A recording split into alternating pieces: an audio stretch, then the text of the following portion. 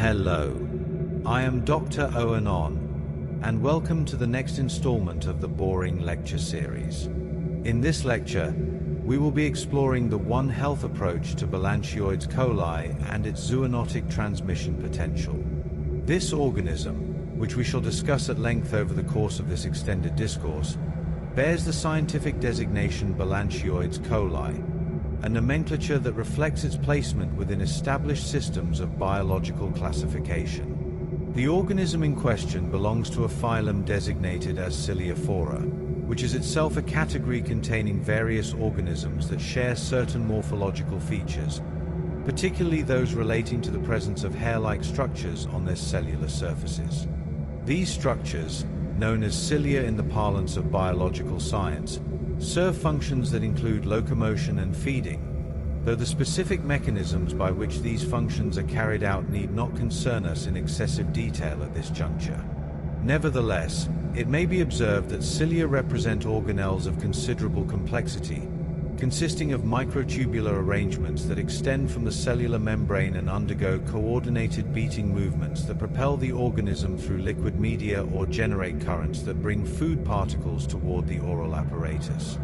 The arrangement of microtubules within cilia follows a characteristic pattern often described as 9+2, referring to 9 outer doublet microtubules surrounding a central pair, though variations of this arrangement exist in certain ciliate organisms.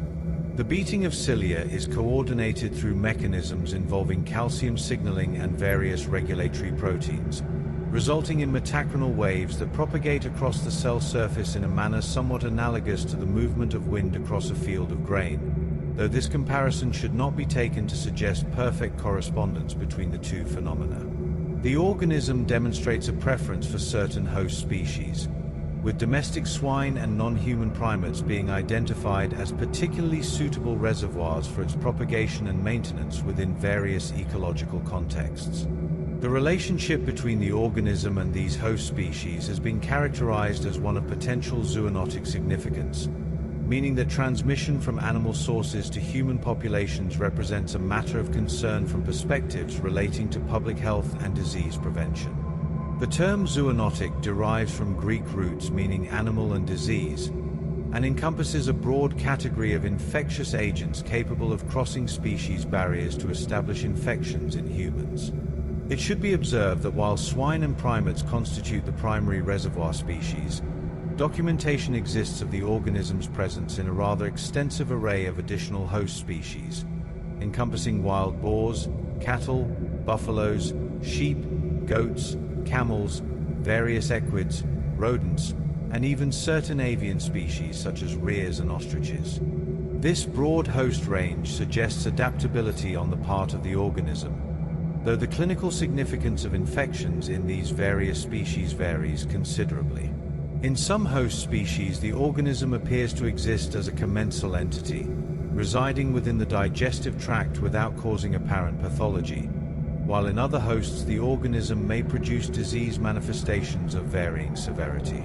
The factors that determine whether infection remains asymptomatic or progresses to clinical disease in any given host remain incompletely understood and likely involve complex interactions between parasite strain characteristics, host immune status, concurrent infections with other pathogens, nutritional factors, and environmental stresses. It is worth noting that the capacity of the organism to infect such a diverse array of host species raises questions regarding its evolutionary history and the selective pressures that have shaped its biological characteristics over time. Some researchers have suggested that the organism may have originally been adapted to a particular host species and subsequently acquired the capacity to infect additional hosts through processes of adaptation and selection, though alternative hypotheses propose that the organism may have always possessed broad host specificity as an inherent feature of its biology. The condition resulting from colonization by this organism has been assigned various designations within medical literature, including balantioidiasis, balantidian dysentery, ciliate dysentery, and balantidiosis, each term reflecting certain aspects of the disease presentation or the organism responsible. The proliferation of nomenclature for a single disease entity is not uncommon in medical terminology, and often reflects historical patterns of disease recognition and classification in different geographic regions or medical traditions. The suffix "esis" is commonly employed in medical nomenclature to denote conditions caused by parasitic organisms, while dysentery refers more specifically to inflammatory disorders of the intestine characterized by diarrhea containing blood and mucus. The term ciliate dysentery emphasizes the taxonomic classification of the causative agent rather than its species designation, and may be employed in contexts where the specific identity of the ciliate has not been definitively established, or where the speaker wishes to emphasize the unique characteristic of this being the only ciliate protozoan known to cause disease in humans. Transmission of the organism from one host to another occurs predominantly through what is termed the fecal-oral route, a pathway that involves the ingestion of material contaminated with the infectious stage of the organism, specifically its cyst form. The cyst represents a dormant stage in the organism's life cycle, characterized by the presence of a protective wall that enables the organism to survive in harsh environmental conditions outside the host body. Cysts may remain viable in the environment for extended periods, particularly under conditions of moderate temperature and adequate moisture, though they are susceptible to desiccation, extreme temperatures, and certain chemical disinfectants. The formation of cysts occurs within the host intestine through a process of cellular reorganization in which the organism constructs a multilayered wall and reduces its metabolic activity in preparation for environmental exposure. Upon ingestion by a suitable host, cysts undergo excistation in response to environmental cues such as pH changes and exposure to digestive enzymes, releasing active trophozoite forms that colonize the intestinal tract. This transmission may occur through consumption of water or foodstuffs, particularly fruits and vegetables, that have come into contact with fecal material containing viable cysts.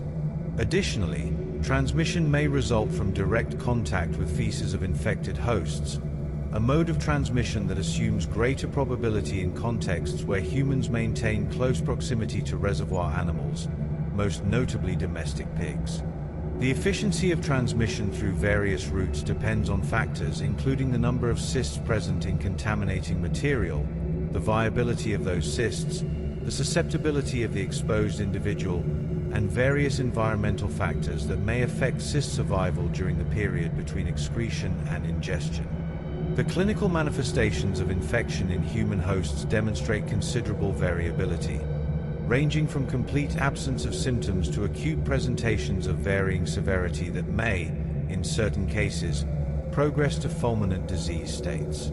Chronic infection represents another possible outcome, with presentations spanning from diarrhea accompanied by abdominal discomfort to more severe invasive forms characterized by dysentery and ulceration of mucosal surfaces. The mechanisms by which the organism causes pathology in the human intestine have been the subject of investigation, with studies suggesting that trophozoites may invade the intestinal mucosa through mechanical disruption and possibly through secretion of enzymes that digest host tissues. Once established within the mucosal layer, the organisms may cause local inflammation, tissue necrosis, and ulcer formation, processes that are associated with the clinical symptoms of abdominal pain, diarrhea, and passage of blood and mucus in the stool. While the cecum and colon represent the primary sites of colonization, there exist documented instances of extraintestinal infection affecting various organ systems including the peritoneal cavity, liver, gallbladder, genitourinary tract, lungs, ocular structures, and even vertebral elements. The occurrence of extraintestinal infection is considered relatively rare and typically occurs through mechanisms of direct extension from the intestinal tract or hematogenous dissemination in which organisms enter the bloodstream and are carried to distant sites. The case reports documenting extraintestinal infections have described a variety of clinical presentations depending on the organ system affected, with hepatic involvement potentially producing abscess formation similar to that caused by certain other protozoan parasites, pulmonary involvement producing respiratory symptoms, and genitourinary involvement potentially causing dysuria and hematuria. The factors influencing host susceptibility to infection include nutritional status of the host, virulence characteristics of the particular strain involved, composition of the gut microbiota, presence of concurrent enteric infections, and the quantity of parasites to which the host is exposed. Malnutrition has been identified as a risk factor for various parasitic infections, including Balantioides, presumably through mechanisms involving impairment of immune function and disruption of intestinal barrier integrity. The virulence of different strains may vary based on their genetic characteristics, though systematic studies comparing virulence factors among strains remain limited. The composition of the gut microbiota may influence susceptibility through multiple mechanisms, including competition for nutrients, production of antimicrobial substances, and modulation of host immune responses, as will be discussed in greater detail in subsequent portions of this discourse. With regard to infection in swine, the question of pathogenicity remains a subject of ongoing debate within the scientific community, with no clear consensus having been reached as to whether the organism should be characterized primarily as a commensal entity or as a parasite, nor regarding its true capacity to cause disease in these hosts. Nevertheless, clinical outcomes in swine have been observed to mirror those described in human infections, encompassing silent infections as well as acute and chronic manifestations of Balantioides.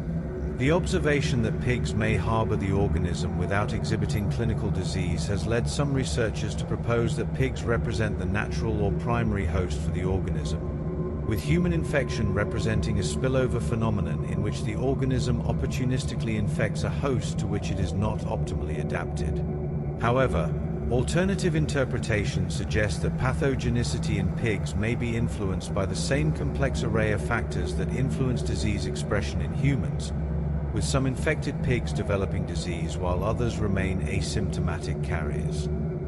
The organism has been characterized as neglected within the broader context of parasitology, with its epidemiology in human populations remaining incompletely understood. The majority of available data consists of isolated reports of symptomatic cases rather than comprehensive epidemiological investigations. The designation of an organism or disease as neglected typically reflects a combination of factors, including relatively low disease burden compared to other infectious diseases, occurrence primarily in populations with limited resources or political influence, and consequent lack of investment in research, diagnostic development, and therapeutic interventions. In the case of Balantioides, the relatively low frequency of reported cases, particularly in developed countries, combined with occurrence primarily in tropical and subtropical regions of the developing world, has resulted in limited attention from funding agencies and pharmaceutical companies.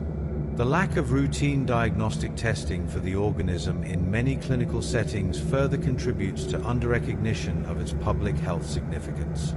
The geographic distribution of human Balantioides cases shows concentration in certain regions, most notably Asia, South America, and Africa, with particular frequency being reported from India, Brazil, Venezuela, and Ethiopia. The prevalence of the infection appears to be greater in tropical and humid regions, where environmental conditions favor the survival and dissemination of cysts in the environment. Factors contributing to geographic variation in prevalence include climatic conditions affecting cyst survival, prevalence of reservoir hosts in the region, sanitation infrastructure and practices, cultural practices that may influence exposure risk, and the availability and utilization of diagnostic services capable of detecting the organism. In Brazil specifically, data regarding the prevalence of the organism in populations experiencing occupational exposure remain limited, particularly among rural workers who handle pigs. The close and prolonged contact that such workers maintain with these natural reservoir hosts, combined with sanitation conditions that are often inadequate on farms, creates circumstances favorable for zoonotic transmission. Recent investigative efforts have undertaken to describe characteristic patterns of gut microbiota that are associated with colonization by various gastrointestinal parasites, including Giardia duodenalis, Blastocystis species, Entamoeba species, and Ascaris species.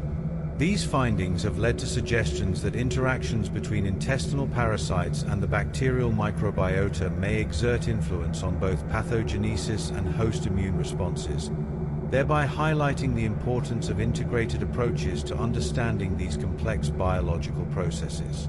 The gut microbiota, which consists of trillions of microorganisms including bacteria, archaea, fungi, and viruses that inhabit the gastrointestinal tract, plays critical roles in host physiology including nutrient metabolism, vitamin synthesis, immune system development, and resistance to colonization by pathogens. The composition of the microbiota varies among individuals based on factors including diet, age, genetics, antibiotic exposure, and environmental exposures.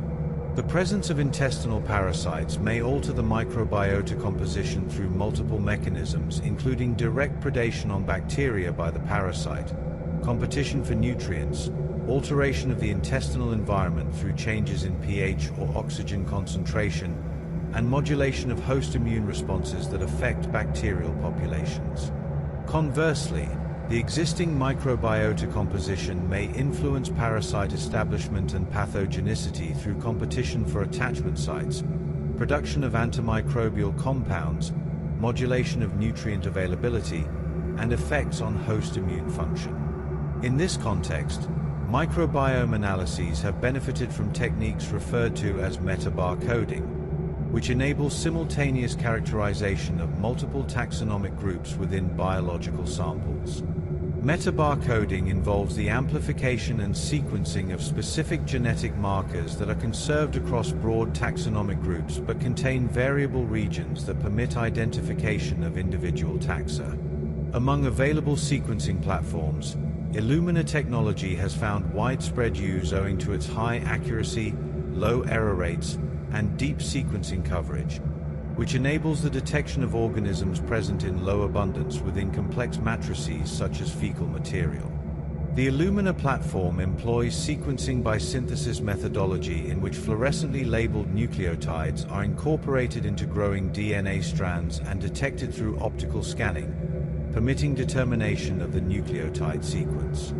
This technology permits the parallel generation of substantial volumes of data, thereby supporting analyses of microbial diversity as well as the simultaneous detection of both eukaryotic and prokaryotic organisms.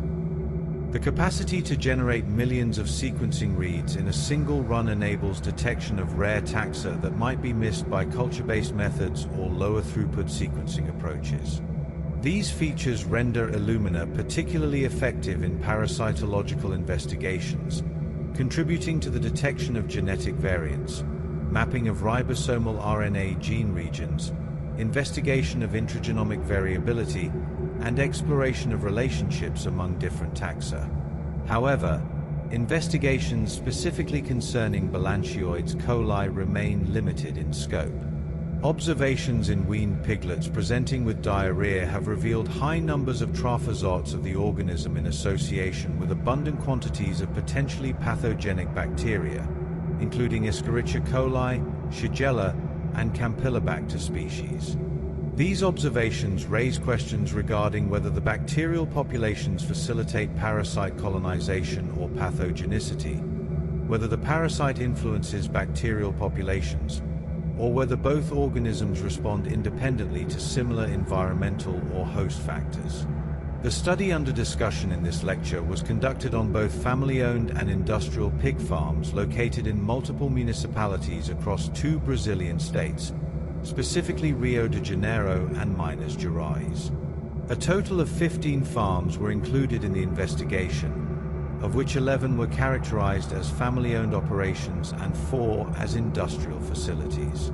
In the metropolitan region of Rio de Janeiro, 2 farms were included in each of the municipalities of Rio Bonito and Marica, with 1 farm each being included from Itaboraí, Tangua, and Silva Jardim. 3 farms were included from the mountain region, specifically 2 from Cachoeiras de Macacu and 1 from Nova Friburgo. 2 farms were included from the coastal lowlands, specifically from Cosimiro de Abreu and Saquarema, and 1 farm was included from the Medio Paraíba region, specifically from Pinheiro. Due to the limited number of industrial farms available in Rio de Janeiro, 2 additional farms from neighboring municipalities in Minas Gerais, specifically Rio Pomba and Barbacena, were included in the study. All participants in the study either resided on or worked at pig farms. The study population included pig handlers, numbering 36 individuals, and their family members, numbering 11 individuals, recruited through convenient sampling between the 3rd day of July in the year 2023 and the 30th day of July in the year 2024. Written informed consent was obtained from all adult participants. For minors, assent forms were completed with authorization from their parents or legal guardians. Individuals who did not provide formal consent or who did not submit fecal samples were excluded from participation in the study. Participants who signed the informed consent completed a semi-structured questionnaire that had been designed to collect general information as well as information relating to sanitary conditions. The questionnaire comprised 23 questions of both open-ended and closed-ended format, which were answered verbally and individually by each participant. For minors, which is to say children and adolescents, assent was provided by the participants themselves, while parents and or legal guardians signed the informed consent form and bore responsibility for completing the questionnaire. Responses were recorded in an online form through the use of the JotForm platform by members of the research team to minimize misinterpretation and issues relating to visual impairment or illiteracy. Each participant was assigned a unique identification number for the purpose of preserving anonymity. After completing the questionnaire, study participants received kits for the collection of fecal samples.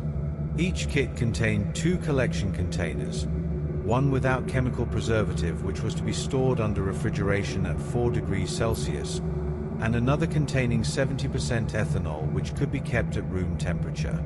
Additionally, the kit included 2 wooden spatulas and a technical guide with detailed instructions regarding sample collection and storage. Verbal instructions on collection procedures were also provided at the time of kit delivery. Collections were scheduled in advance to ensure samples would be refrigerated for no longer than 2 days. The provision of dual collection containers reflected the need to accommodate different analytical procedures that required different sample preservation methods. Refrigeration without chemical preservative is appropriate for certain parasitological examinations that depend on preservation of parasite morphology, while ethanol fixation is suitable for molecular analyses that require preservation of nucleic acids while preventing continued biological activity. The wooden spatulas provided a means for participants to transfer fecal material from toilet tissue or collection surfaces into the containers without direct hand contact, thereby reducing contamination risk and improving participant comfort with the collection process.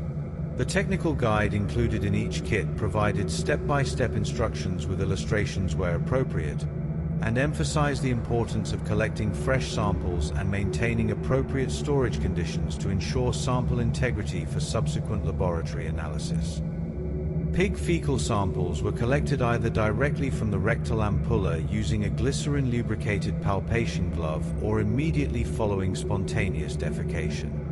Following collection, all samples were individually labeled with identification numbers. All human and pig fecal samples were placed in insulated containers and transported to the parasitology laboratories at the Biomedical Institute of Federal Fluminense University in Niterói, Rio de Janeiro, Brazil. The use of insulated containers during transport served to maintain sample temperature within an acceptable range and prevent degradation that might occur with temperature fluctuations. The transportation time from the most distant farms to the laboratory required several hours of travel, necessitating careful attention to sample preservation during transit. The labeling system employed unique identification codes that allowed samples to be tracked while maintaining participant confidentiality, with a separate secure database maintained to link identification codes to participant information for authorized research personnel only. Human samples were processed separately from pig samples to avoid cross-contamination. Accordingly, Human samples were processed in dedicated rooms using commercial kits and other reagents used exclusively for these samples. Details on the collection and processing of pig fecal samples have been published previously in separate documentation. In the laboratory, human fecal samples were subjected on the same day to direct examination, followed by qualitative carpoparasitological methods, including Lutz's sedimentation and Sheather's centrifugal flotation modified by Huber and colleagues, and the quantitative flow-tack technique. The decision to process samples on the same day of receipt reflects the importance of examining fresh material for optimal detection of motile trophozoite stages, which may deteriorate or become difficult to identify after prolonged storage. The Lutz sedimentation method, also known as spontaneous sedimentation or gravity sedimentation, involves suspending fecal material in water or saline and allowing heavy parasitic elements such as helminth eggs and larvae to settle by gravity over a period typically ranging from 1 to 2 hours, after which the sediment is examined microscopically. This method is particularly effective for detection of helminth eggs and certain protozoan cysts, but may be less sensitive for lighter parasitic elements. Sheather's flotation method employs a solution of high specific gravity, typically sucrose solution, which causes lighter parasitic elements including many protozoan cysts and some helminth eggs to float to the surface where they can be collected and examined, while heavier debris remains in the sediment. The modification by Huber and colleagues involved specific adjustments to the protocol to enhance recovery of particular parasitic stages.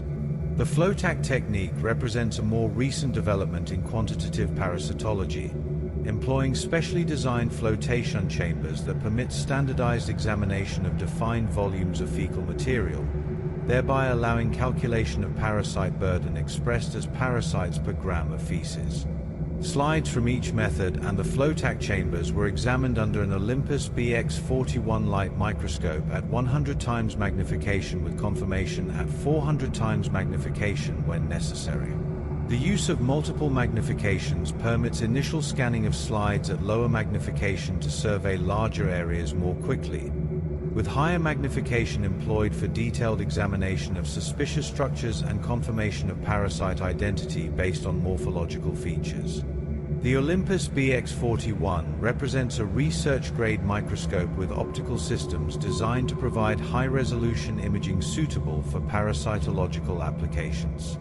Fecal material from one pig per farm showing ciliate eukaryotic stages, specifically cysts and trophozoites, along with all fecal samples from pig farmers and their family members, were subjected to DNA extraction. For DNA extraction from fecal samples, 200 milligrams of each sample were processed using the QI-AMP Fast DNA Stool Mini Kit manufactured by Chiagan. All extraction steps followed the manufacturer's instructions with 2 modifications suggested by a previously published protocol. The QI-AMP kit employs a spin column methodology in which DNA is selectively bound to a silica membrane under specific buffer conditions while contaminants are washed away, followed by elution of purified DNA in a low-salt buffer or water. The modifications to the standard protocol were implemented based on empirical evidence suggesting improved DNA yield or purity for the specific application of detecting parasitic DNA from fecal material, though the specific nature of these modifications was not detailed in the materials and methods as they are described in the reference publication. Extracted DNA was amplified by polymerase chain reaction, and amplification followed the protocol described by Ponce-Gordo and colleagues in a publication from 2009. A total of 5 microliters of extracted DNA from each sample were used in the reaction. PCR products were visualized on a 1.5% agarose gel stained with gel red manufactured by Biotium and bromophenol blue manufactured by LGC. The use of agarose gel electrophoresis permits separation of DNA fragments based on size as they migrate through the gel matrix under the influence of an electric field, with smaller fragments migrating more rapidly than larger ones. Gel red represents a nucleic acid stain that intercalates into double-stranded DNA and fluoresces under ultraviolet or blue light illumination, thereby permitting visualization of DNA bands. Bromophenol blue serves as a loading dye that provides visible color to the samples during loading and migrates through the gel at a known rate, thereby providing a reference for monitoring electrophoresis progress. PCR products were purified using XOSAPIT manufactured by Invitrogen and sequenced on an ABI 3730XL automated sequencer at the IOC FIOCRUS platform.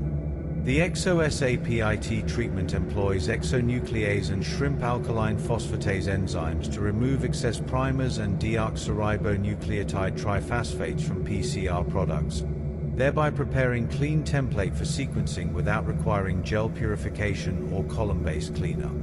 The ABI 3730XL represents a capillary electrophoresis-based automated DNA sequencer that employs Sanger sequencing chemistry involving chain-terminating dideoxynucleotides labeled with fluorescent dyes, with sequence determination based on detection of fluorescent signals as DNA fragments of increasing length are separated by capillary electrophoresis. Negative controls consisting of ultrapure water were included in all DNA extraction and PCR steps. The inclusion of negative controls serves to detect any contamination that might produce false positive results, with any amplification observed in negative controls indicating that appropriate measures should be taken to identify and eliminate the contamination source before interpreting results from experimental samples. The ITS-1-5.8 SITS-2 sequences obtained by Sanger sequencing were edited using Chromas Pro software version 1.7.5 and incorporated into a sequence database retrieved from GenBank comprising 255 sequences including 243 additional Balantioides coli sequences and a set of 12 sequences from Balantidium entozoan, Buxtonella sulcata, Buxtonella-like organisms, and Troglodytella abrasati, which were included as outgroups. The editing process involves examination of the raw chromatogram data produced by the sequencer to verify sequence quality, identify any ambiguous base calls that might result from weak signal or overlapping peaks, and trim poor quality sequence from the ends of reads where signal degradation commonly occurs. Chromas Pro provides visualization tools that display the chromatogram traces for each nucleotide position along with the software's base calling interpretation, permitting manual verification and correction where necessary. The inclusion of outgroup sequences in phylogenetic analysis serves to root the tree and provide context for relationships among the sequences of primary interest, with outgroups ideally representing organisms that are related to but clearly distinct from the group under study. For phylogenetic analyses, sequences identified as Balantioides coli corresponding to the ITS-1-5.8 SITS-2 region, with a length greater than 500 base pairs and containing variant descriptions were selected. Sequences with ambiguous variant annotations were excluded from the dataset. The resulting dataset was aligned using MAFFT and subsequently processed with G-blocks to remove poorly aligned regions, yielding a final alignment of 401 base pairs. MAFFT represents a multiple sequence alignment program that employs iterative refinement methods to align sequences based on similarity, using algorithms that seek to optimize alignment scores while accounting for insertions, deletions, and substitutions that may have occurred during evolutionary divergence. The program offers multiple algorithm options with varying speed and accuracy characteristics, with selection among options depending on the number of sequences being aligned and the degree of divergence present. G-blocks represents a program designed to identify and remove poorly aligned regions from multiple sequence alignments, operating on the principle that such regions, which may result from alignment errors or highly variable sequence elements, can introduce noise into phylogenetic analyses and reduce the reliability of resulting trees. The program evaluates alignment columns based on criteria including the proportion of sequences with gaps at that position and the level of sequence conservation, retaining only blocks of alignment that meet specified stringency criteria. The final dataset was visually inspected in CView version 5.0.5 to ensure quality. Visual inspection provides an additional quality control step in which a trained analyst examines the alignment to identify any obvious errors or problematic regions that might have escaped detection by automated methods. Maximum likelihood phylogenetic reconstruction was performed using the IQ-Tree web server with 1,000 bootstrap pseudoreplicates employing the TN plus F plus G4 substitution model, which was automatically selected by the software. Maximum likelihood represents a statistical approach to phylogenetic inference that seeks to identify the tree topology and branch lengths that maximize the probability of observing the actual sequence data given a particular model of sequence evolution. The method requires specification of a substitution model that describes the relative rates of different types of nucleotide changes, with models varying in complexity from simple models that assume all substitutions occur at equal rates to complex models that account for differences in substitution rates among different types of changes, variation in rates among sites, and unequal base frequencies. The TN plus F plus G4 model specifically represents the Tomur-NEI model with empirical base frequencies and a gamma distribution with 4 rate categories to model rate heterogeneity among sites. Bootstrap analysis involves generating multiple pseudo-replicate datasets by random resampling of alignment columns with replacement, performing phylogenetic analysis on each replicate dataset, and determining the frequency with which particular groups appear in the resulting trees, with high bootstrap values indicating groups that are consistently recovered and thus likely to represent true evolutionary relationships rather than artifacts of the particular dataset or analysis method. DNA extracted from pigs numbering 15 and humans numbering 13 that showed molecular evidence of Ciliophora by PCR was sent to Gen 1 for sequencing on the Illumina HiSec 2500 platform. Amplicon libraries were prepared by PCR amplification of the V3-V4 region of the bacterial and archaeal 16S ribosomal RNA gene using primers 341F and 806RB, and by amplification of the V4 region of the eukaryotic 18S ribosomal RNA gene using primers TARUC 454FWD1 and TARUC REV3. Initial quality control of Illumina sequencing results was performed by the sequencing provider. Subsequent analyses were then performed in Chimera-2 software.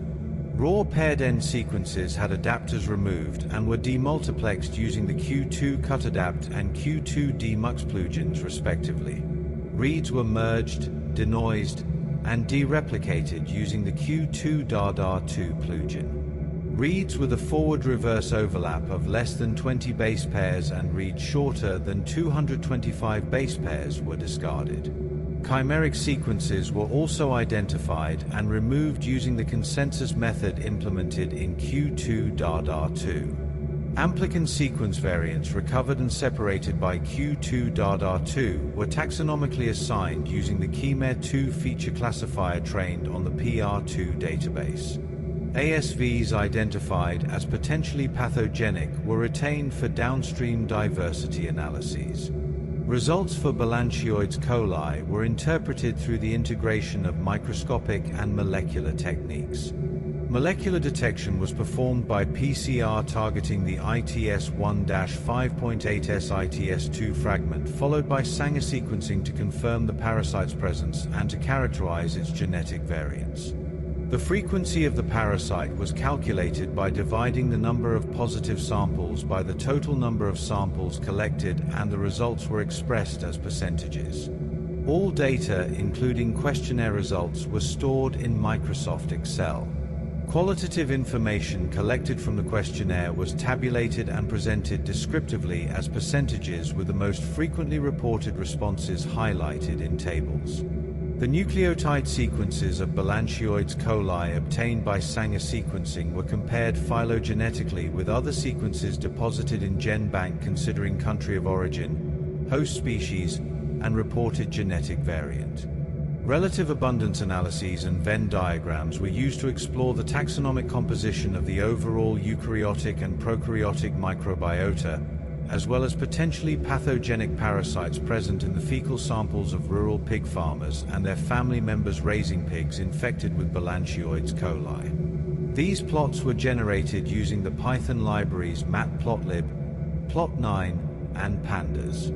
Microbiota dissimilarity and diversity were assessed using principal coordinates analysis based on Bray-Curtis distances and weighted unifrac metrics. Bray-Curtis considers taxon richness and abundance, whereas weighted unifrac also incorporates phylogenetic relatedness. Permanova with 999 permutations was performed considering p-values less than or equal to 0.05 as statistically significant. All analyses were performed using the Q2 diversity plugin in KeyMare2. This study was approved by the Human Research Ethics Committees of the participating institutions, specifically Federal Fluminense University under CAAE number 6370902.0.0000.5243 with protocol number 5.966.227. Federal Institute of Education Science and Technology of Rio de Janeiro under CAAE number 6370902.0.3003.5268 with protocol number 6.045.672. And Federal Institute of Education Science and Technology of Minas Gerais under CAAE number 6370902.0.3002.5588 with protocol number 6,072,109. In addition, the study was approved by the Animal Use Ethics Committee of Fluminense Federal University with protocol number 839-419-1222 as well as by the Animal Use Ethics Committees of the participating Federal Institute of Education Science and Technology Rio de Janeiro with protocol number March 2022 and Minas Gerais with protocol number February 2023. A total of 47 individuals participated in this study, including farm owners, employees, and their family members. Of these, 36 were pig handlers and 11 were family members residing on the farm premises. 20 participants worked on industrial farms and 27 on family farms. Most participants, numbering 82.9%, were adult males who directly handled pigs as primary caretakers. In addition, 61.7% reported living on the farm premises and 80.8% had previously undergone stool examinations, with 29.7% reporting annual testing. Self-reported symptoms compatible with parasitic infections such as abdominal pain, diarrhea, visible worms, and blood in stool ranged from 4.2% to 23.4%. More than 80% reported previous use of antiparasitic drugs, however, over half could not recall the frequency of use. The demographic composition of the study population reflects the typical workforce patterns observed in pig farming operations in Brazil, where adult males predominate in roles involving direct animal handling. The proportion of participants residing on farm premises versus commuting from nearby communities varied between industrial and family-owned operations, with family farms more commonly having owners and workers residing on site, while some industrial operations employed workers who commuted from surrounding towns. The history of previous stool examinations varied widely among participants, with some reporting regular testing as part of occupational health programs, while others had undergone testing only in response to specific symptoms or as part of routine medical consultations unrelated to their farm work. The relatively high proportion reporting previous antiparasitic drug use may reflect both prescription of these medications following positive test results and empirical treatment based on symptoms or as prophylaxis, though the inability of many participants to recall frequency of use limits interpretation of treatment patterns.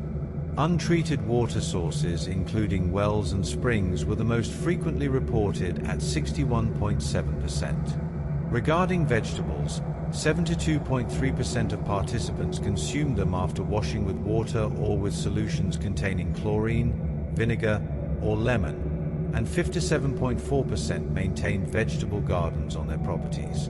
Some individuals reported using animal manure, including pig manure, to fertilize crops.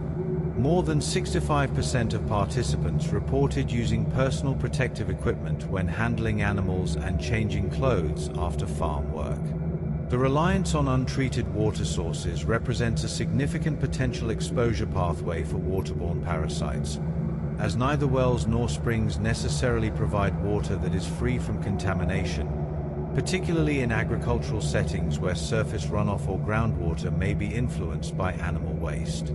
The practice of washing vegetables with water or various additives represents an attempt at risk reduction, though the effectiveness of such washing depends on multiple factors, including the concentration of active agents used, duration of exposure, water temperature, and mechanical action applied during washing.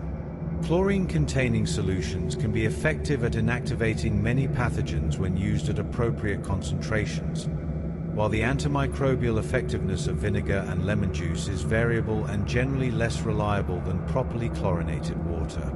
The use of animal manure as fertilizer represents a traditional agricultural practice that can improve soil fertility but also creates risk for contamination of crops with parasites and other pathogens present in the manure, with risk influenced by factors including composting practices, time between application and harvest, and whether manure contacts edible portions of plants directly.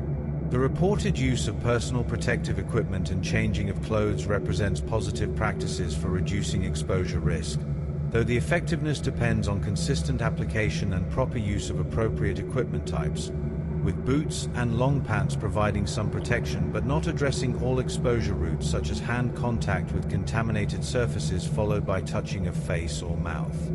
3 individuals tested positive by microscopic carpoparasitological techniques, with 2 harboring hookworm eggs at concentrations of 8 to 16 eggs per gram feces and 1 showing vacuolar forms of blastocystis species. All positive individuals were family members residing on a farm in Cachoeiras de Macacu in Rio de Janeiro. No forms compatible with the phylum Ciliophora were observed in participant samples. PCR amplification targeting the ITS1-5.8S-ITS2 region detected DNA of the phylum Ciliophora in fecal samples from 13 pig farmers and their family members. Of these, 7 individuals yielded nucleotide sequences suitable for interpretation, all confirmed as Balantioides coli, indicating that these individuals, representing 14.9%, carried parasite sequences in their feces. 4 of these originated from caretakers on industrial farms and 3 from family-owned farms, all located in Rio de Janeiro. Phylogenetic analysis of the sequences obtained in this study revealed a distribution across distinct clades indicating high genetic diversity.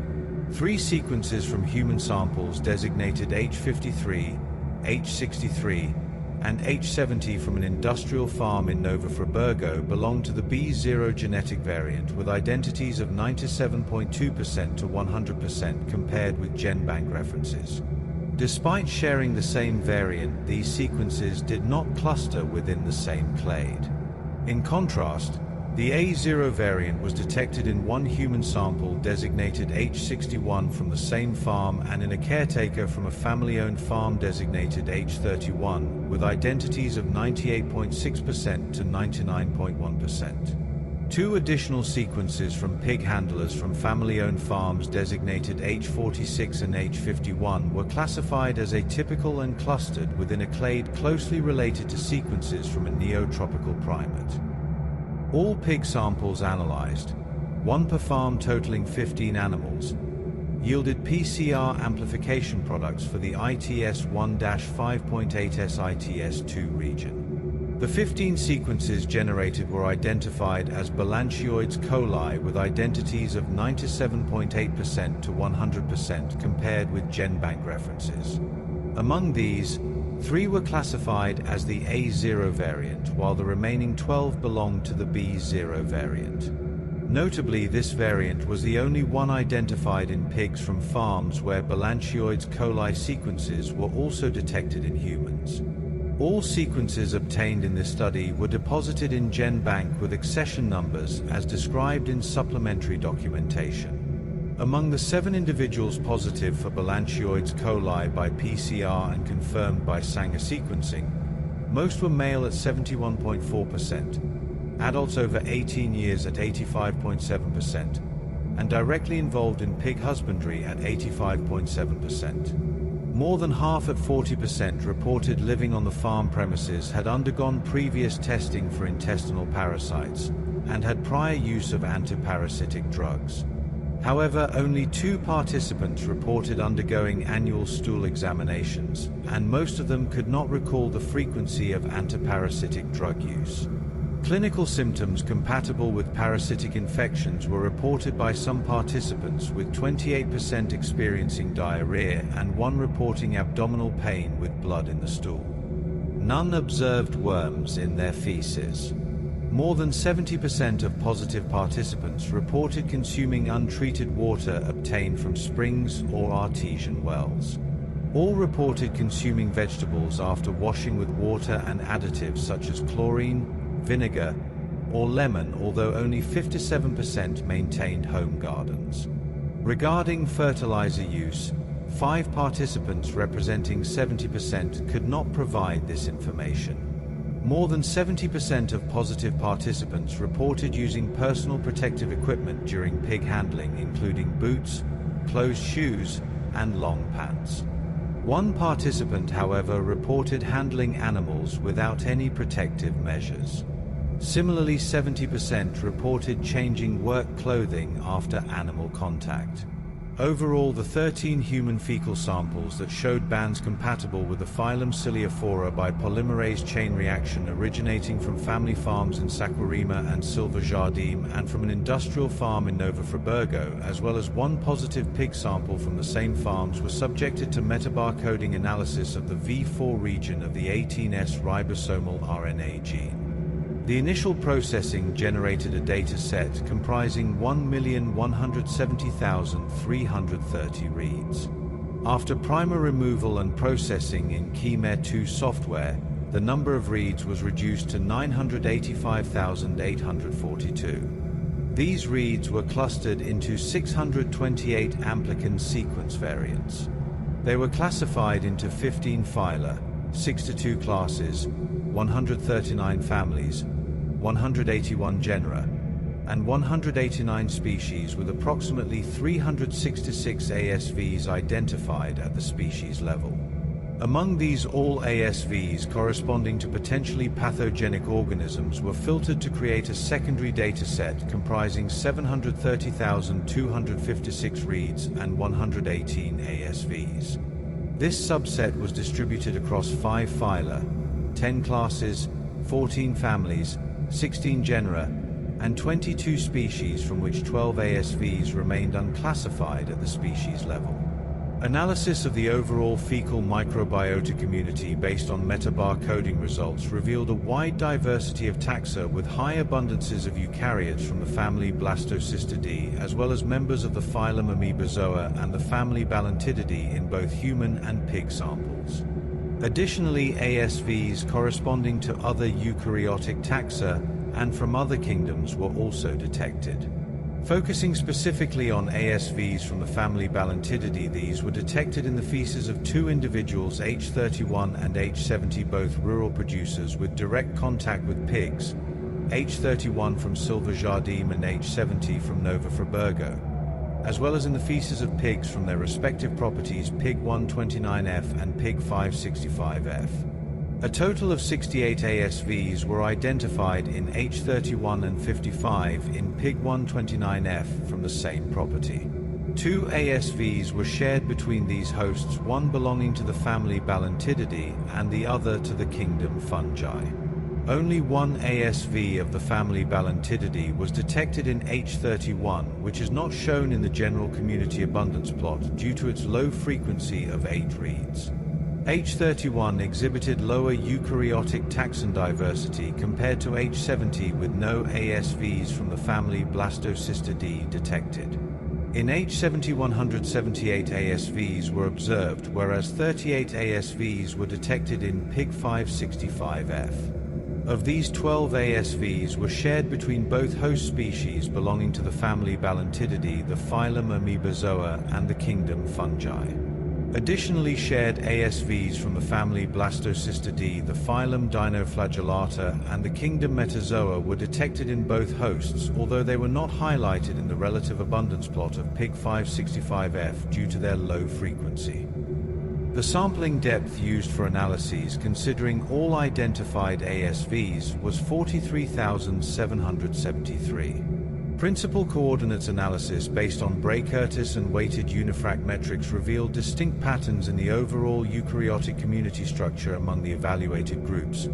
Humans with Balantioides coli ASVs designated as HWB, humans without ASVs of this parasite designated as HWTB, and pigs that also harbored Balantioides coli ASVs. In both analyses, pig samples formed a cohesive cluster, whereas humans without Balantioides coli ASVs remained separated from this cluster, showing greater dissimilarity relative to pigs. Conversely, human samples with Balantioides coli ASVs displayed an intermediate distribution, with some points positioned closer to the pig group, suggesting higher similarity between these two groups.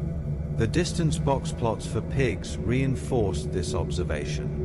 For the Bray-Curtis metric, human samples without Balantioides coli ASVs showed higher distances relative to pig samples, whereas the feces from humans H70 and H31 exhibited lower values, indicating greater compositional similarity.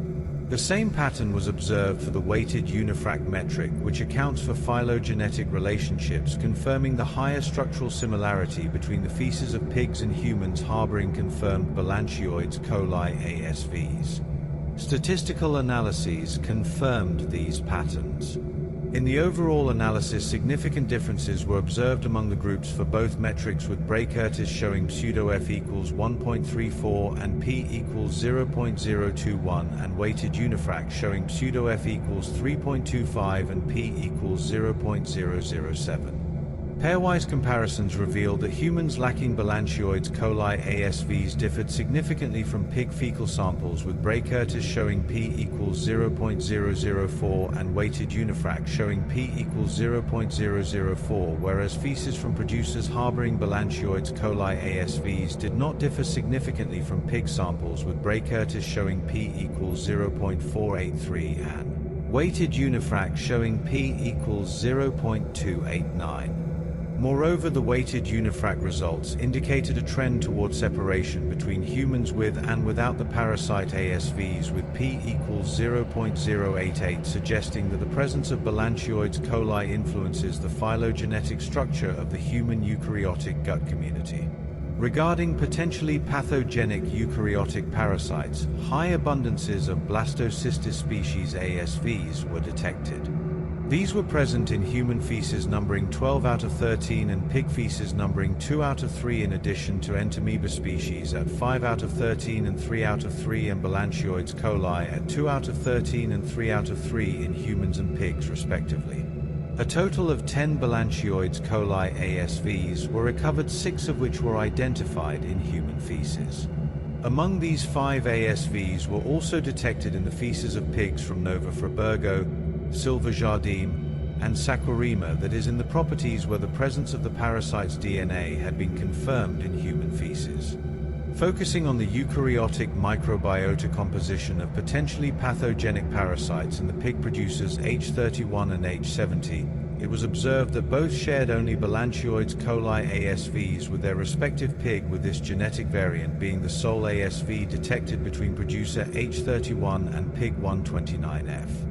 In contrast, in the fecal material of producer H70 and pig 565F, in addition to 2 shared Balantioides coli ASVs, entamoeba species, Blastocystis species, and other eukaryotes were also detected between these hosts. Overall, 9,919 Balantioides coli reads were identified in the fecal material of producer H70. Beta diversity analysis was also conducted for the dataset consisting solely of potentially pathogenic parasite ASVs, using a sampling depth of 38,759. Due to this cutoff, samples H31, H53, H59, and H61 were excluded from diversity analyses because they had very low red counts. The Bray-Curtis metric revealed a clear separation between pig and human samples, with humans without Balantioides coli ASVs being more distant from the pig cluster, while the human sample with Balantioides coli ASVs was positioned closer to the pig samples. This pattern was even more pronounced using the weighted unifrac metric, where the human sample with the parasite ASVs grouped closely with the pig cluster. Box plots supported these observations, with humans without Balantioides coli ASVs showing greater distances relative to pigs, whereas the human sample with the ciliate ASVs displayed lower distances, indicating higher similarity with the pig samples. Statistical tests for Bray-Curtis were not significant globally at p equals 0.055, but pairwise comparisons revealed a significant difference between human samples without Balantioides coli ASVs and pig feces at p equals 0.012.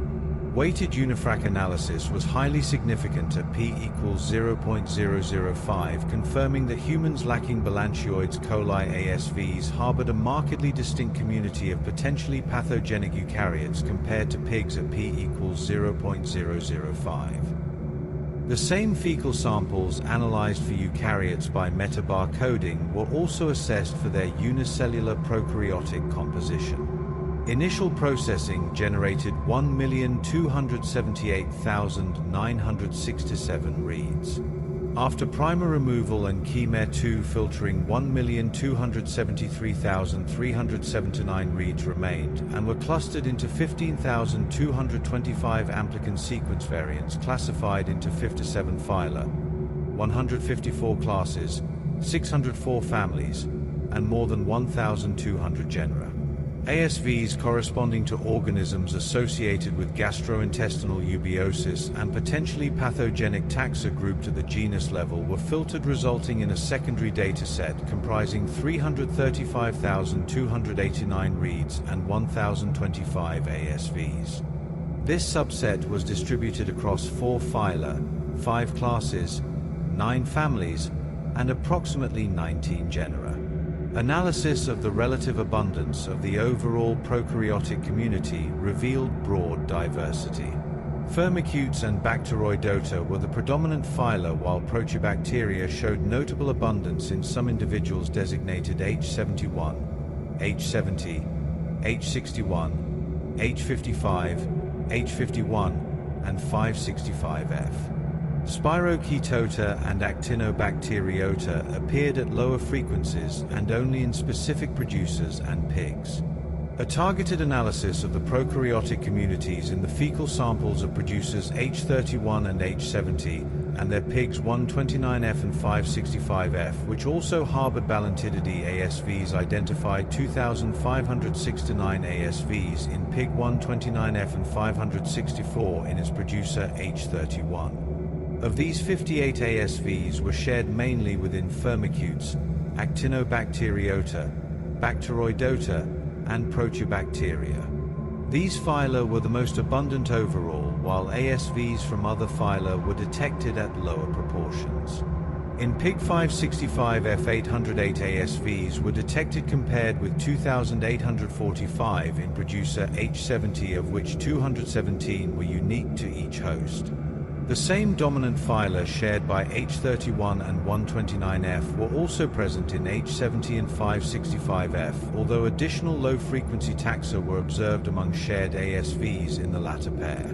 Analyses including all ASVs were conducted using a sampling depth of 43,904 sequences per sample to standardize effort across groups. A focused analysis of prokaryotes associated with gastrointestinal eubiosis and potential pathogenicity showed that the most abundant ASVs in both producers and pigs belonged to the genera Bacteroides and Prevotella. Other genera, including Escherichia shigella, Ruminococcus, Treponema, Roseburia, and Klebsiella, were detected at lower proportions in both hosts. Clostridium and Streptococcus were more abundant in pigs, whereas Succinivibrio and Faecalibacterium were more prevalent in humans. Among producers positive for Balantioides coli ASVs, H31 and H70 harbored 94 and 140 prokaryotic ASVs respectively. Their pigs 129F and 565F harbored 132 and 143 ASVs respectively. The overlap between hosts included 8 shared ASVs in the H31-129F pair and 17 in the H70-565F pair. Shared genera included Prevotella, Faecalibacterium, Clostridium, Escherichia shigella, Klebsiella, Roseburia, and Bacteroids. In H70 and 565F Streptococcus was also detected. For analyses restricted to eubiosis-associated and potentially pathogenic taxa, a sampling depth of 11,965 sequences per sample was applied. As a result of this cutoff, samples 565F and 129F were excluded because of low counts of ASVs of interest.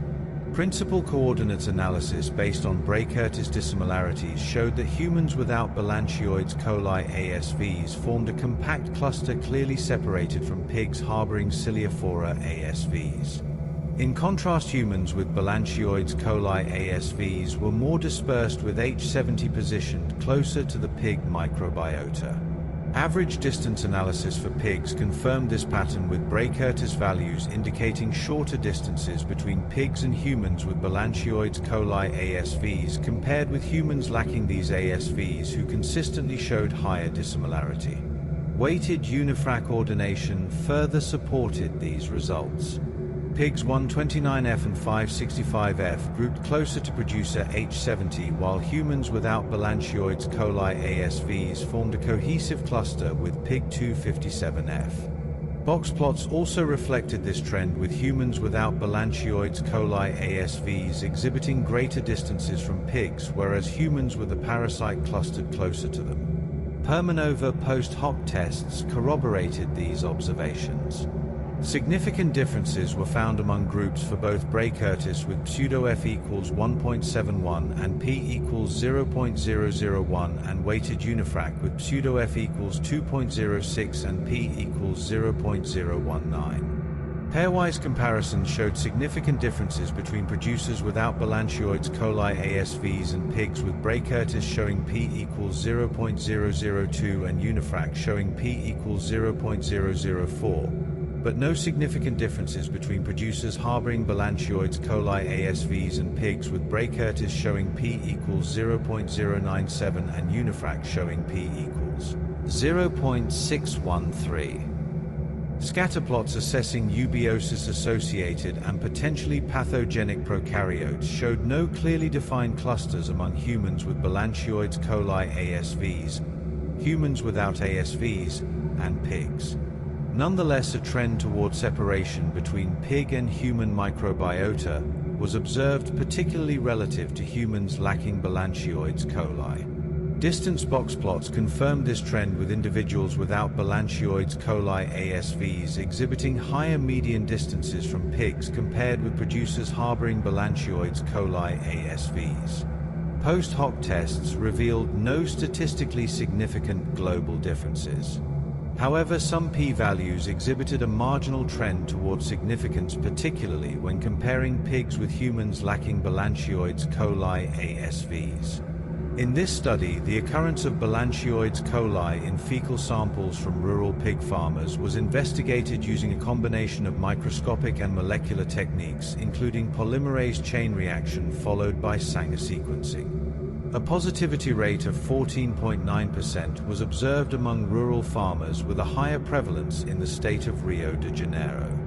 Higher frequencies have been documented in Brazilian school children, including children and adults with intellectual and/or multiple disabilities, at 6 out of 28, representing 21.4% in Espírito Santo detected by spontaneous sedimentation, and 10 out of 42, representing 23.8% in children from a rural area in Parana identified by flotation and sedimentation microscopy. Even greater prevalence has been reported in children with intestinal disorders in Iraq, reaching 36.3%, representing 8 out of 100 cases. By contrast, lower frequencies of Balantioides coli have been reported in Brazil with prevalence ranging from 0.74% to 2.9% in adolescents and adults attending a public hospital in Rio de Janeiro, children and adolescents in Para, Bahia, and Santa Catarina, indigenous populations in Mato Grosso, and patients with HIV in Pernambuco. Similarly, low frequencies ranging from 0.5% to 1.8% have been described in Bolivia, Argentina, and Panama, in India and Bangladesh ranging from 0.2% to 6.7%, and in African countries including Angola, Burkina Faso, Ethiopia, Nigeria, and Ghana ranging from 0.3% to 10.4%. The wide range of reported frequencies may reflect differences in sample size, geography, host populations, and especially the diagnostic techniques employed. Importantly, most previous studies relied exclusively on microscopy. In the present study, no forms compatible with Balantioides coli were detected by microscopy in farmers' feces, consistent with prior studies from Brazil and Venezuela. In general, trophozoites are the diagnostic stage in more than 80% of human balantioidiasis cases, and their detection depends on fresh stool examination. Consequently, although direct fecal examination was performed, the samples were no longer fresh when analyzed in the laboratory. This limitation, combined with the intermittent shedding of parasitic forms, may have hindered the microscopic diagnosis of the parasite in human samples. Therefore, the detection of Balantioides coli in the feces of pig farmers was only possible through molecular techniques, including polymerase chain reaction using primers targeting the ITS1-5.8 SITS2 region specific to the Ciliophora group, followed by Sanger sequencing. These molecular approaches are well established in the literature for the specific diagnosis of this parasite. Although Brazil has historically reported numerous cases of human balantioidiasis, all previous studies relied exclusively on microscopy. Therefore, this is the first study to identify Balantioides coli in human samples using molecular tools within Brazilian territory. For the Ciliophora group, molecular diagnosis is essential for reliable taxonomic identification, given that this group comprises a large number of morphologically similar species. Unfortunately, microscopists in epidemiological parasitology studies and clinical case reports often immediately classify trophozoites and cysts of the Ciliophora group as Balantioides coli, a premature diagnostic assumption. Moreover, molecular techniques enhance diagnostic sensitivity, as the presence of intact parasitic forms in biological material is not required. The historical reliance on microscopy for diagnosis of balantioidiasis reflects both the traditional role of microscopy as the gold standard for parasitological diagnosis and the limited availability of molecular diagnostic tools in many settings where the infection occurs. Microscopic identification requires considerable expertise in recognizing the distinctive features of ciliate trophozoites and cysts, including their relatively large size, characteristic ciliary covering, visible macronucleus and micronucleus, and active motility in fresh preparations. However, morphological identification alone cannot reliably distinguish Balantioides coli from other ciliate species that may be encountered in environmental samples or in fecal material from animals, leading to potential misidentification, particularly when parasites are present in low numbers or when preservation conditions have altered their morphology. The application of molecular diagnostic methods overcomes these limitations by providing species-specific identification based on DNA sequence analysis, which is not subject to the interpretive variability inherent in morphological identification. Furthermore, molecular detection can identify parasite DNA in samples where intact organisms are not present, such as in fixed specimens, decomposed material, or in cases where parasites have been lysed during sample processing or storage. The increased sensitivity of molecular methods may also permit detection of low-level infections that might be missed by microscopic examination, particularly in asymptomatic carriers who may shed parasites intermittently or in small numbers. This study included all pig farmers and household members present during farm visits, totaling 47 individuals.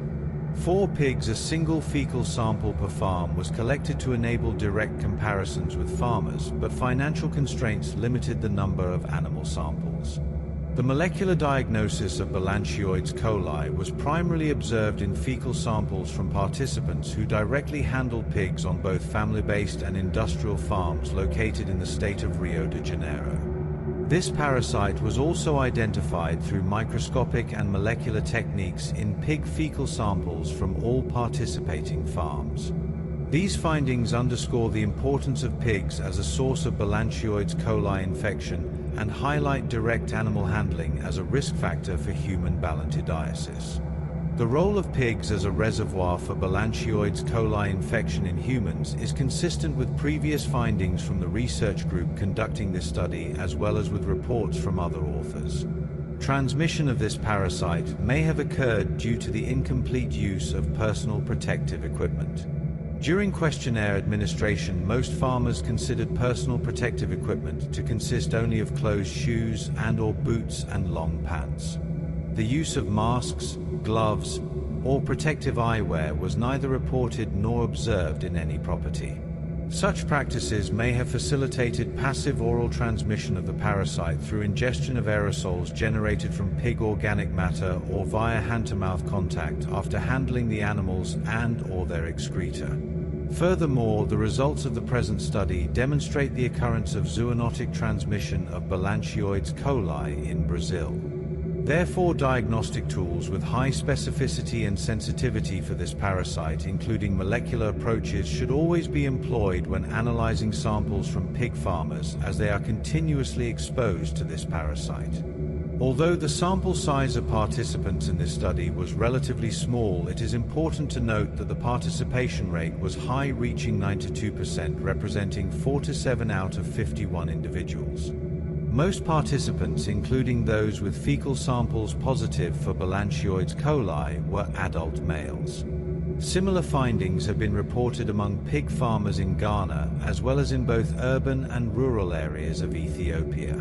In general, males constitute the primary workforce in pig farming in Brazil, directly handling the animals and therefore being at greater risk of exposure. Nevertheless, molecular evidence of Balantioides coli was also identified in the fecal material of a female participant from a property in Saquarema, Rio de Janeiro, designated H46, who was a family member of the farmer and had no direct contact with the animals. This observation further highlights the potential for indirect transmission of this parasitic agent. It is well established that the clothing worn by pig farmers who directly handle the animals can play an important role in the indirect transmission of the parasite to other household members, including women and children who do not work with pigs. This issue regarding the use, changing and laundering of work clothing by rural pig farmers has also been identified as a key factor in the transmission of Balantioides coli to other family members on farms in Ghana. Work attire can contaminate the household environment and the clothing of other individuals when washed together. Unfortunately, this issue was also observed during fieldwork on pig farms in Rio de Janeiro and Minas Gerais. However, the majority of participants reported practices that differed from those actually observed by the field team during questionnaire administration. Most pig farms included in this study were located in the peridomestic area of the rural producers' residences. This setting encompassed individuals who tested positive for Balantioides coli in their fecal samples, such as the family farm in Saquarema, as well as the industrial-type farm in Nova Friburgo. Among the industrial farms included in this study, the Nova Friburgo farm was the only one with employee housing situated around the pig facilities. The consumption of water from springs and wells, as well as vegetables grown in peridomestic gardens, should also be highlighted as potential indirect sources of parasite infection. In general, untreated water has been consistently identified in the literature as one of the main sources of intestinal parasitic infections, including Balantioides coli, along with the ingestion of contaminated vegetables. Thus, the close physical proximity of pig facilities to untreated water sources and vegetable crops, as observed on the farms in this study, may have favored environmental contamination with parasite cysts, thereby facilitating transmission to humans. Among the individuals diagnosed with Balantioides coli, only 2 reported diarrhea, and one of these also reported blood in the stool, which are clinical manifestations consistent with human balantioidiasis. Nevertheless, most individuals reported no gastrointestinal disturbances. These findings highlight the possibility of asymptomatic cases, chronic infections with mild and sporadic clinical manifestations that go unnoticed by infected individuals, or even reporting biases due to embarrassment. In addition, it cannot be excluded that molecular diagnosis may detect convalescent cases, that is, infections that are no longer active and in which the parasite is no longer replicating, or accidental ingestion of parasite-derived DNA fragments. Overall, Balantioides coli nucleotide sequences compatible with types B0, A0, and atypical sequences not conforming to the classical genetic variant classification proposed by Ponscordo and colleagues were generated from the fecal material of family farmers. In pig fecal samples, a predominance of B0 type variants was observed. At the Nova Friburgo property, human participants with molecular evidence of the parasite designated H53, H63, and H70 harbored the same Balantioides coli variant type identified in the pig fecal sample from that farm, namely B0 designated 565F. Among the nucleotide sequences consulted and used as references for B0 and A0 types, the variants have previously been reported infecting other host species, particularly domestic and feral pigs in Brazil, as well as domestic pigs in Italy, Spain, China, and South Korea. Balantioides coli sequences of types A0 and B0 have also been reported in fecal material from neotropical and Old World non-human primates in Brazil, respectively. Additionally, type A0 nucleotide sequences have been documented in guinea pigs in China. Furthermore, 2 samples contained Balantioides coli fragments that could not be classified and were therefore designated as atypical. A similar classification, that is, sequences not conforming to previously established patterns, was recently reported in fecal samples from the largest neotropical non-human primate in a Brazilian biome. The presence of additional variants at lower frequencies suggests the introduction or persistence of less common lineages, possibly associated with conjugation events, gene flow, or circulation in understudied host species. The absence of exclusive phylogenetic clustering for sequences derived from humans and pigs indicates that these hosts share similar variants, thereby reinforcing the zoonotic potential of the parasite. This genetic proximity with isolates described in non-human primates, rodents, and other animals supports the hypothesis of interspecies transmission, underscoring the importance of molecular surveillance across diverse animal populations. The results demonstrate that both family-based and industrial pig production expose humans to Balantioides coli parasitism and allow the circulation of variants with distinct genetic profiles reflecting the high adaptive plasticity of Balantioides coli. This scenario is highly relevant to public health, as genetically divergent variants may differ in pathogenicity, transmission potential, and response to control measures, highlighting the urgent need for further investigation. A search of public molecular databases revealed only 2 Balantioides coli nucleotide sequences from human samples in Bolivia, both belonging to type A1A0 and 1A2. Thus, the present study represents only the second molecular epidemiology-focused investigation to provide data from potential human infections with this parasite. Importantly, this study expanded current knowledge of the genetic variants present, as both type B0 and atypical variants not previously reported in human fecal material were identified. Metabarcoding analysis revealed the presence of eukaryotic taxa in human fecal samples that were not detected using conventional microscopy-based parasitological techniques. This outcome reflects the broad coverage of the molecular marker employed, specifically the V4 fragment of the 18S ribosomal RNA gene, which is highly conserved and therefore capable of amplifying DNA from a wide diversity of eukaryotes within a single sample. This methodological strategy not only enhanced the detection of potentially pathogenic organisms, but also enabled the identification of potential mixed infections involving Balantioides coli and other eukaryotes. Notably, this is the first study to explore from a molecular epidemiology perspective the coexistence of Balantioides coli with other eukaryotes using metabar coding approaches. However, for the diagnosis of Balantioides coli, conventional PCR followed by Sanger sequencing targeting the ITS1-5.8S ITS2 region revealed a higher frequency of positive human samples compared with metabar coding of the V4 region of the 18S ribosomal RNA gene. A similar finding was reported in an investigation of Giardia duodenalis in patients from a hospital in Algeria, where real-time PCR targeting the 18S ribosomal RNA detected a significantly higher positivity rate of 60 cases representing 6% compared with metabar coding of the V3-V4 regions representing 6 cases or 6.6%. The greater efficiency observed with Sanger sequencing may be linked to the specificity of the ITS target, which is directed at the phylum Ciliophora to which Balantioides coli belongs, thereby enhancing its detection.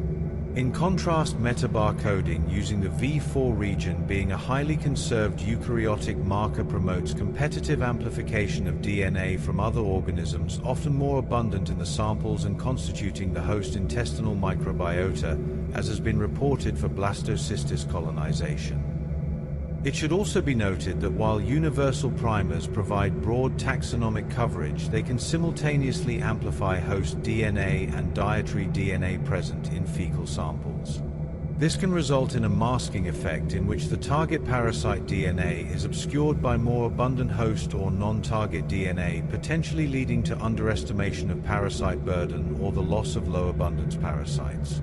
Such a situation may have occurred in the present study, since humans are not the primary hosts of Balantioides coli, making its detection particularly challenging. In the fecal samples of the two rural producers designated H31 and H70 and their respective pigs designated 129F and 565F, shared ASVs of Balantioides coli were identified along with ASVs of other eukaryotic taxa, most notably blastocystis species and entamoeba species, in the feces of human H70 and pig 565F. This sharing of Balantioides coli ASVs, as well as blastocystis species and entamoeba species ASVs between human and pig samples, was corroborated by statistical analyses demonstrating consistent similarity in the eukaryotic microbiota of human and animal feces. These findings suggest that Balantioides coli should not be considered solely as an isolated zoonotic infection, but rather as part of a broader context of zoonotic co-infections.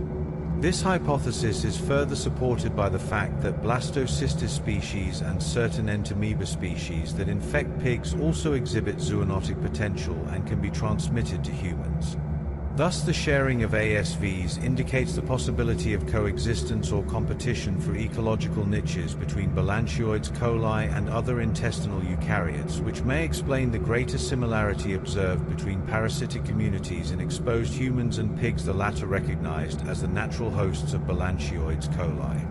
It is noteworthy that blastocystis species was the most abundant eukaryote detected in the fecal samples of rural producers. Overall, the literature remains inconclusive regarding the biological role of this organism, with debate as to whether it should be considered pathogenic, commensal, or opportunistic, sometimes implicating it and at other times exonerating it as a causative agent of gastrointestinal disorders. However, more recent studies have associated the presence of blastocystis species with eubiosis, suggesting that this organism may promote increased richness of beneficial bacterial taxa, thereby contributing to intestinal microbiota balance and mucosal homeostasis.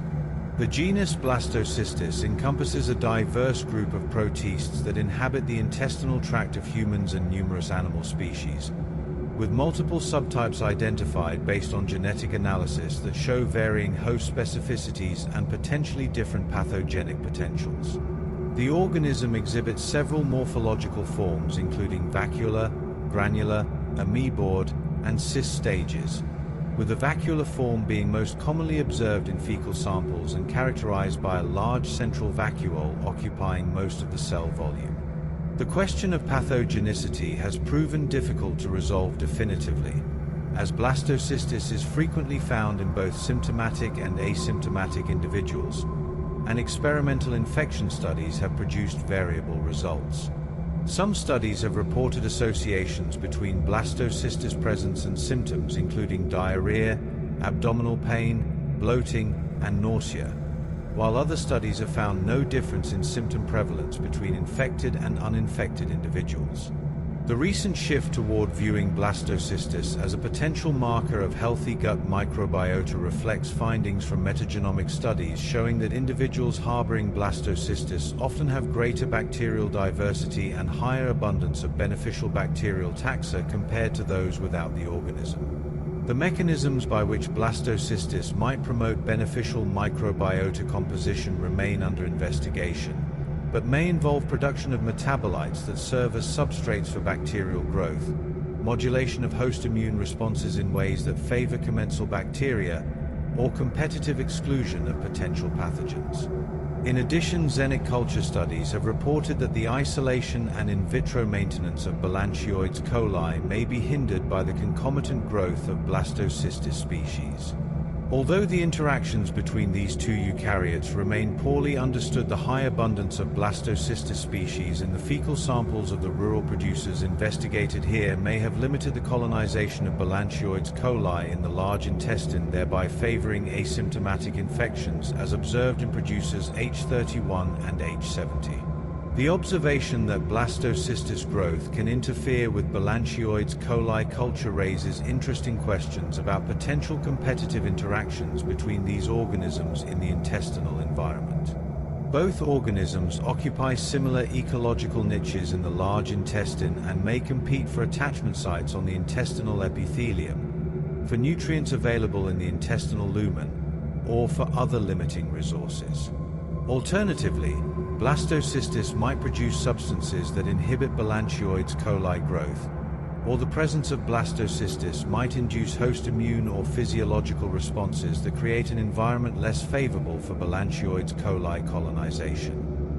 The correlation between high blastocystis abundance and asymptomatic Balantioides coli infection suggests that the presence of established blastocystis populations might limit the extent of Balantioides coli colonization, preventing the organism from reaching population density sufficient to cause tissue invasion and clinical symptoms. This hypothesis would be consistent with ecological principles of competitive exclusion and niche partitioning that have been demonstrated for various microbial communities in other contexts. However, definitive testing of this hypothesis would require experimental studies examining Balantioides coli colonization in the presence and absence of blastocystis under controlled conditions, as the observed associations in this cross-sectional study do not permit conclusions about causality. Analysis of the intestinal microbiota of rural producers with and without Balantioides coli ASVs, as well as pigs, revealed a highly diverse bacterial community dominated by the phyla Firmicutes and Bacteroidota typical of mammalian gut microbiota. These results are consistent with previous reports in nursery-phase pigs in intensive production systems in China, both infected and uninfected with Balantioides coli.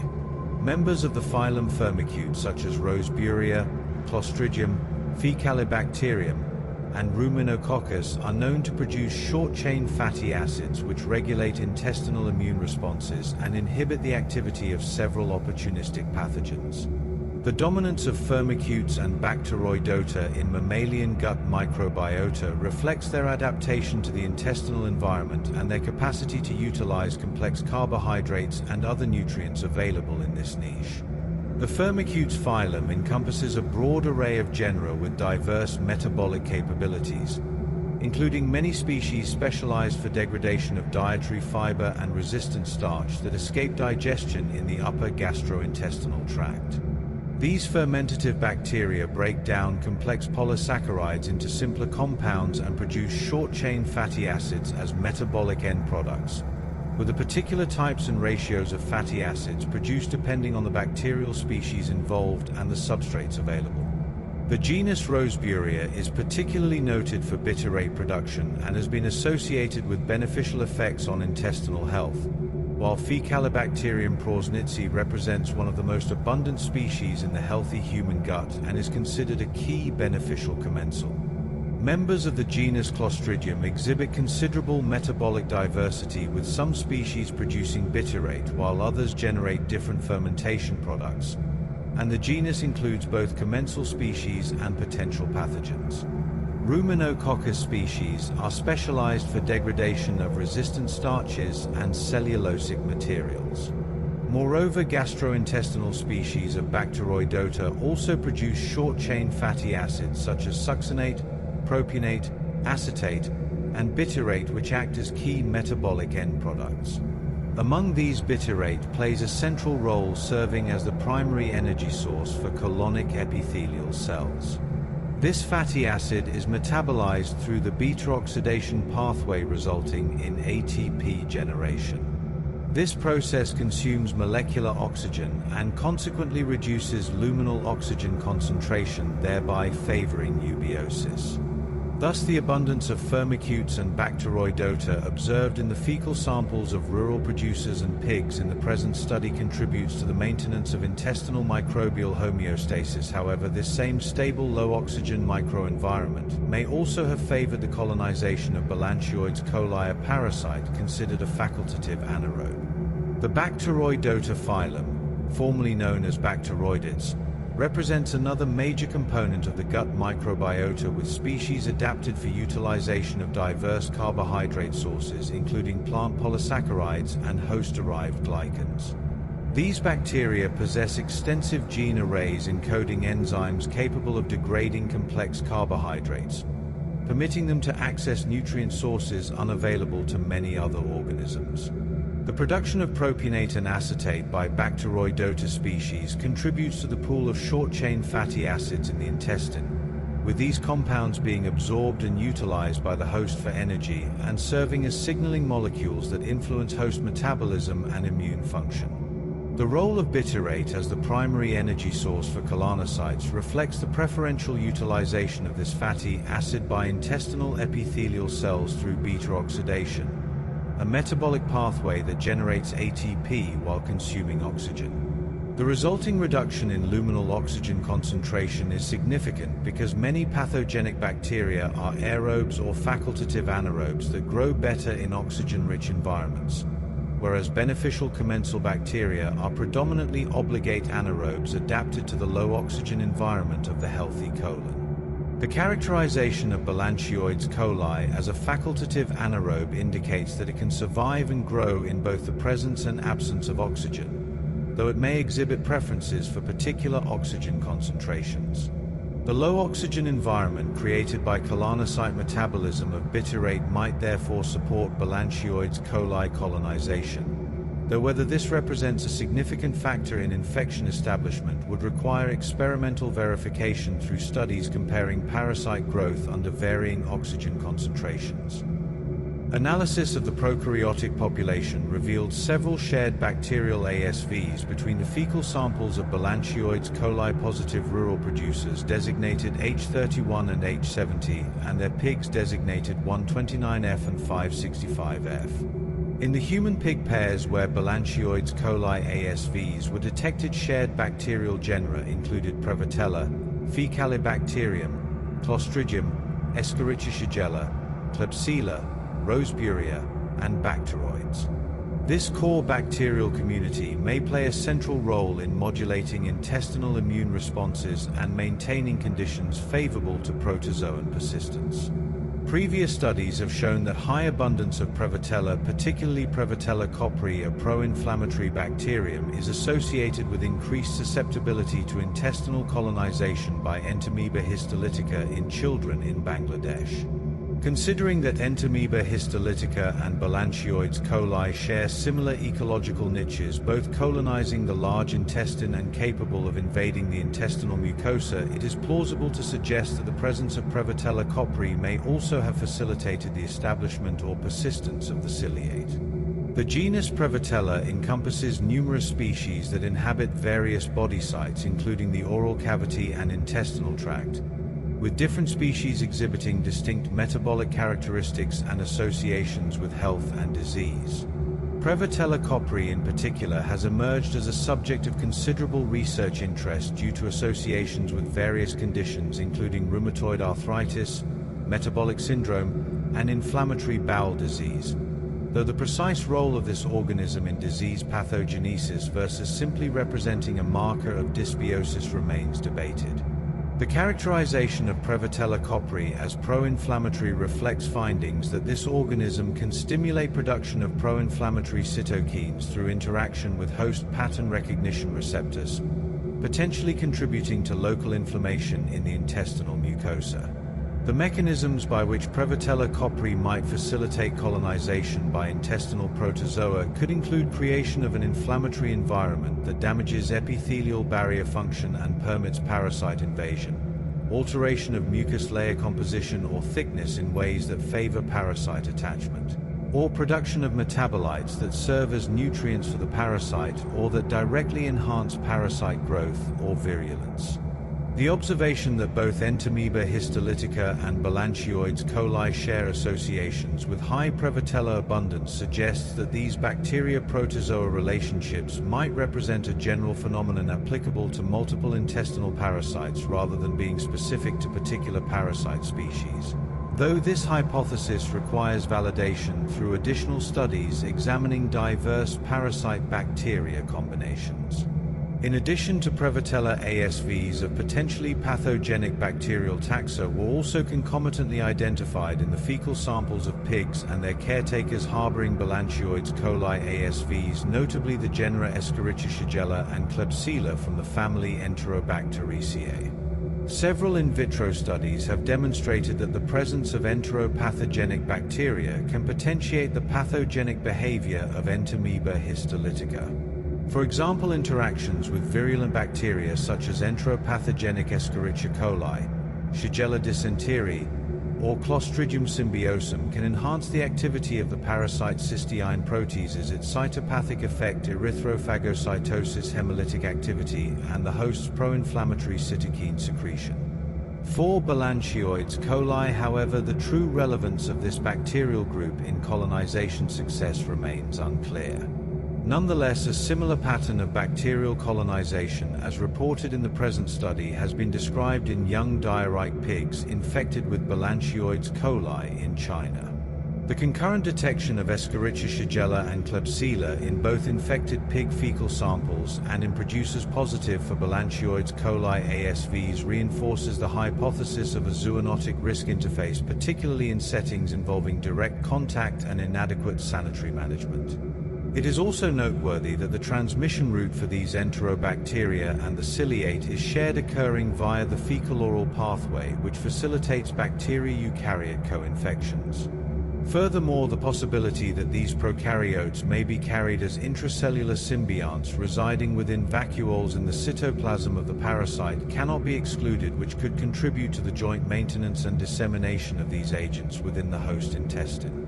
The family Enterobacteriaceae encompasses a diverse group of gram-negative bacteria that includes both commensal organisms that are normal members of the intestinal microbiota and important pathogens responsible for a wide range of infections. The genera Escherichia and Shigella are closely related genetically, with Shigella species actually representing specialized pathogenic variants of Escherichia coli that have acquired virulence factors enabling them to invade intestinal epithelial cells and cause dysentery.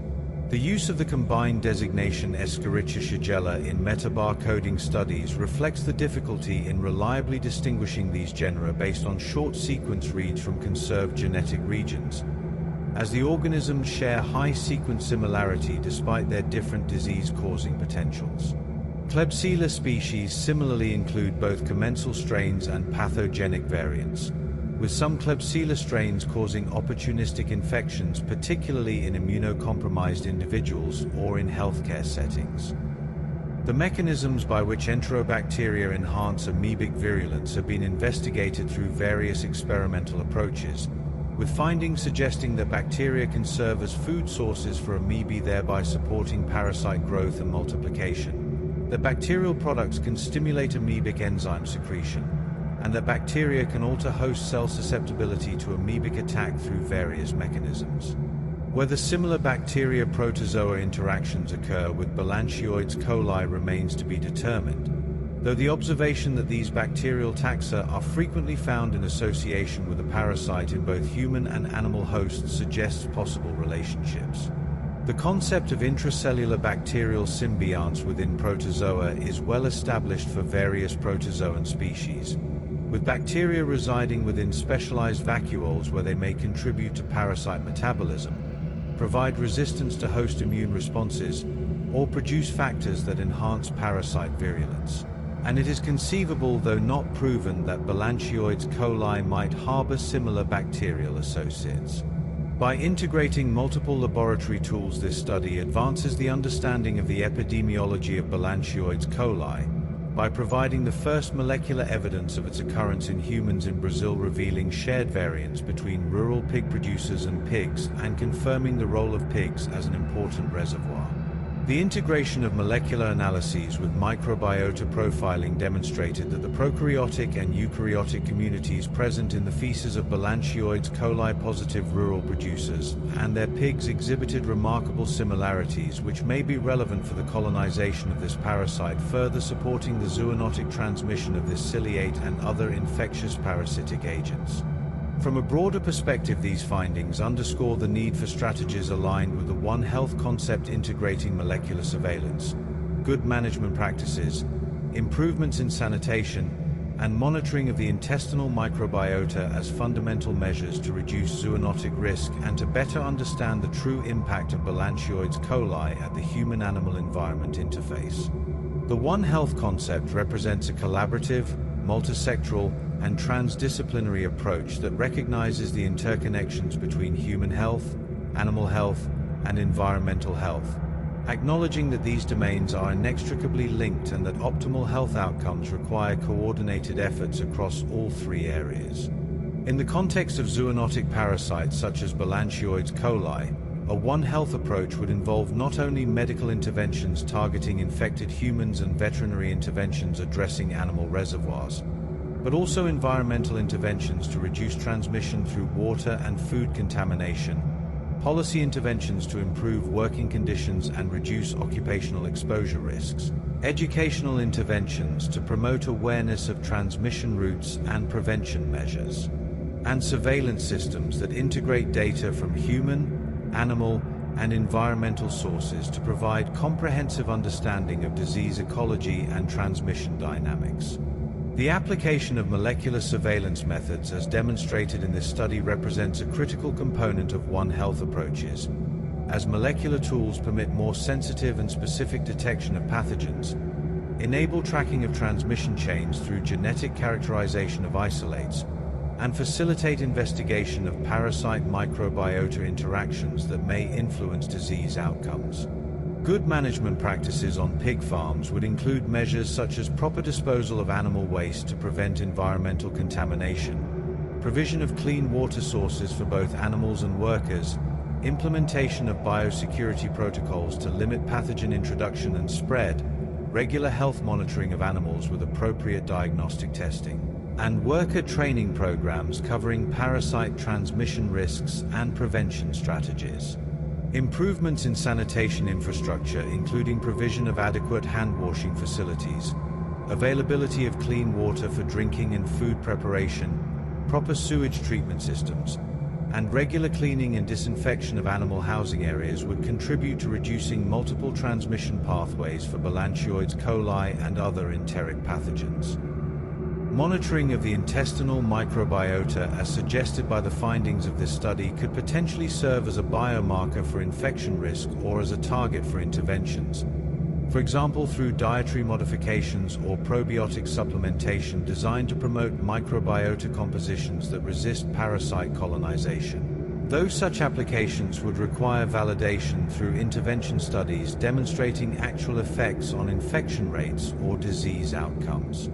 This concludes the present lecture on the subject of Balantioides coli and its various aspects as they pertain to molecular evidence, zoonotic transmission, microbiota analysis, and epidemiological considerations in the context of pig farming populations in Brazil. The extensive discussion has covered the taxonomic classification and biological characteristics of the organism, the diversity of host species it can infect, the various clinical manifestations it produces in humans and animals, the geographic distribution of infection with emphasis on tropical regions and areas with close human-animal contact, the methodological approaches employed in the study, including both traditional parasitological techniques and modern molecular methods, the findings regarding prevalence in pig farmers and genetic variants identified, the complex interactions between the parasite and intestinal microbiota, including both eukaryotic and prokaryotic components, the potential roles of bacteria such as Prevotella and Enterobacteriaceae in facilitating parasite colonization, the competition or interaction between Balantioides coli and other parasites such as Blastocystis, and the implications of these findings for public health interventions and future research. Directions.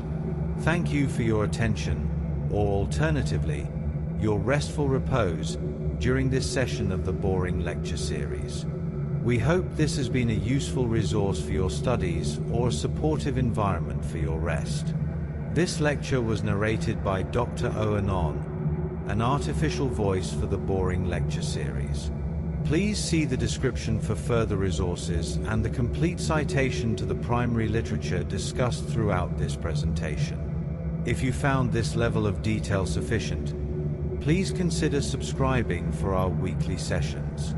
We will now fade to soothing bioacoustic sounds and ambient tones to allow for a period of quiet reflection or continued rest.